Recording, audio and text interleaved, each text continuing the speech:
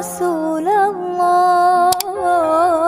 Hanya yang menentukan bangun nggak bangunnya kita tuh Allah Subhanahu wa taala. Dan para ulama mengatakan, dan ini bikin sedih ya, ibadah di waktu malam adalah undangan. Allah hanya akan mempersilahkan masuk para tamu-tamu yang diundang. Kok kita nggak bangun-bangun? Ya belum jadi undangan. Kita nggak bangun-bangun, kayaknya emang belum diundang-undang, teman-teman saya sekalian.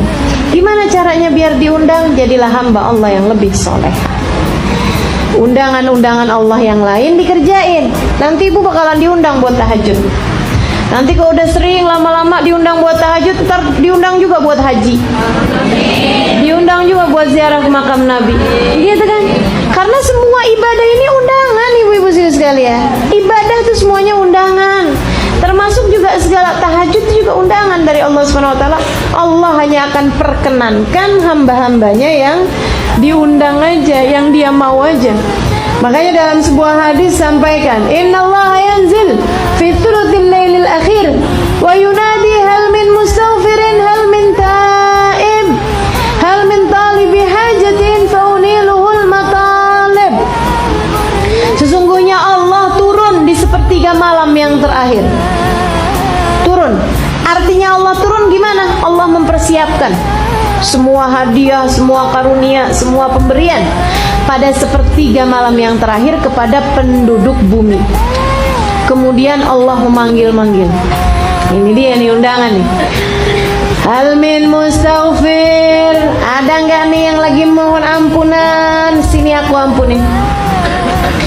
Hal min taib. Ada nggak nih yang mau taubat kembali padaku? Sini aku terima. Hal min talibi hajatin. Ada nggak yang lagi pada punya hajat? Sini aku kabulkan.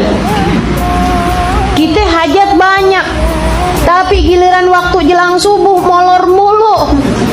Habis itu kemudian bilang, ya Allah, padahal aku udah jadi ahli ibadah, kenapa hajatku nggak diterima? Kenapa doaku nggak mustajab? Kata Allah, kemana aja ente?